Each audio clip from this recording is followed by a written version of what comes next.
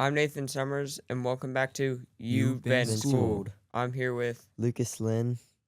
And Jonathan Chen.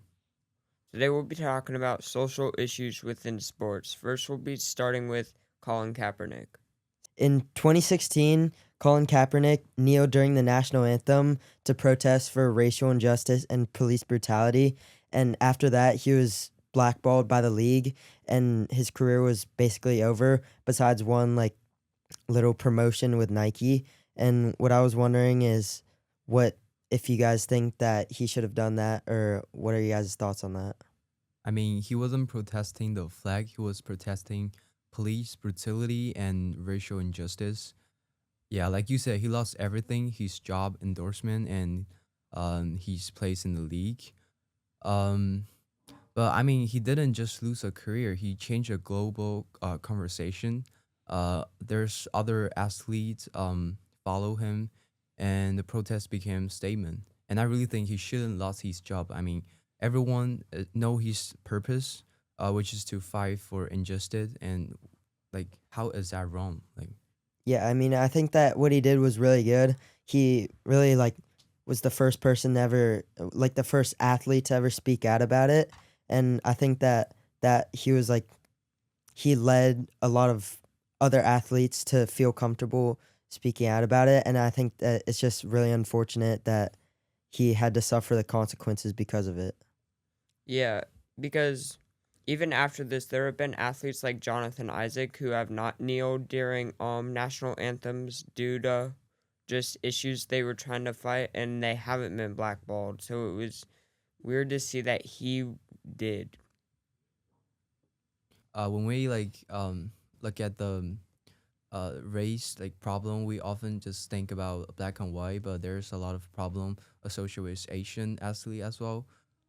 So for example, Yao Ming, he's the first pick in 2002, and that is a very how do you say impressive things, because in that era is it basically dominated by black athletes. And yeah, so basically it's just not common for Yeah, I back mean, in the I days. think one of the it was very dominated by black athletes, and they maybe weren't very familiar or as woke, I guess, back then. So Shaquille O'Neal made a ching chong joke, and I think that just very it really represents how the Asian athletes were racially discriminated and stereotyped.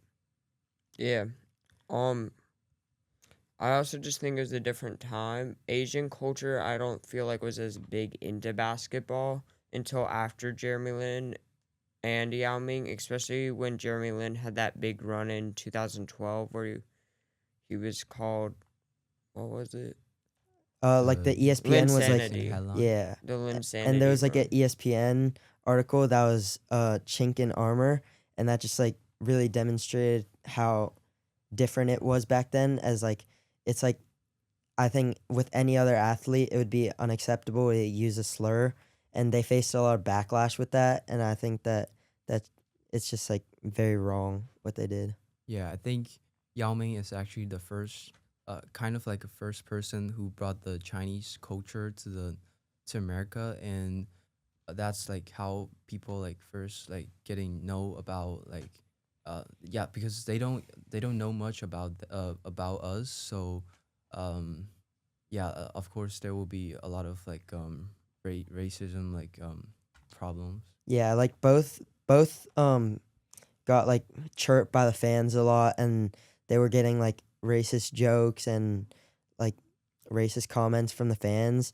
Like Jeremy Lin got called coronavirus in the G League later on in his career, and I think that as it got on and more Asians got in the league, it got a little better Hmm. because they got more used to it, and they understood how wrong it was to say those bad things in the first place. Yeah, these two player, they all proved themselves, and they earned the respect from like people around the world with their effort, their performance, excellent performance on the courts.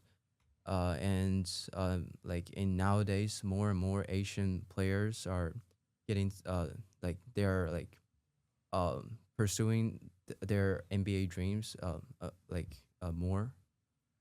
Yeah, I think it also just opened kind of the Asian world to sports overall, as we've seen like an increase in Asian athletes in baseball, basketball, and just Yeah. sports overall.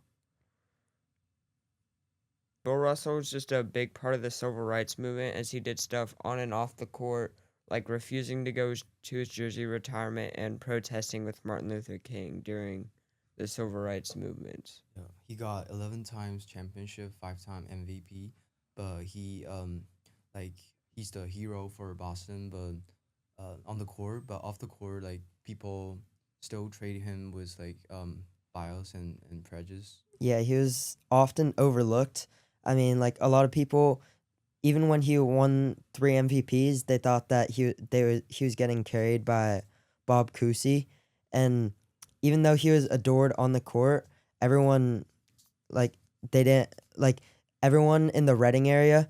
They loved him on the court and they adored him and idolized him. But the second that they wanted that he wanted to move to Reading, they basically forbade him from it. And I feel like that's just like a big double standard, but that's just how it was back then.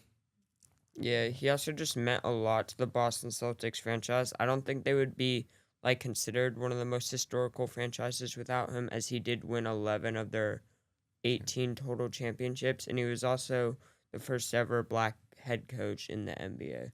I think he was also one of the first athletes to speak out, and I think that a modern comparison of him would be probably LeBron, because he wore a "I Can't Breathe" shirt in honor of I think Eric Gamer, and it was because of police brutality, and he has much more of a platform to speak out, and but he also has a lot more to lose, or he doesn't have a lot more to lose, but he has he has different things to lose, I should say, and he has like sponsorships and stuff. So I think that it's a pretty good comparison between those two athletes. Yeah, LeBron has done a lot of good for the community, just how Bill Russell did back in the day, as he has founded a school in Akron and just paid for many scholarships for young um teenagers going to college. Yeah, I think LeBron, it just if you compare to him to Bill, he just have a lot of like um he got like limits for like what he trying to say, because yeah, it's about he got a lot of fans in the world, so he needs to be conscious about what he's saying. um Yeah, and I think that both athletes weren't afraid to speak out, because like some reporters and politicians, they told LeBron just dribble the ball, and he said, "I'm not just going to be an athlete." And I think that's very important to not just categorize athletes as things, and to actually treat them as humans, and so that they can use their platform to express what they think is right. Well, next we can talk about like the trans athletes in that world. The first kind of incident of this was Leah Thomas back in 2021, 2022, where she was a former University of Pennsylvania swimmer and won a division title at the NCAA level. So she like had a lot of controversy because a lot of people think that she had a genetic advantage, and I was just wondering what you guys thought about that.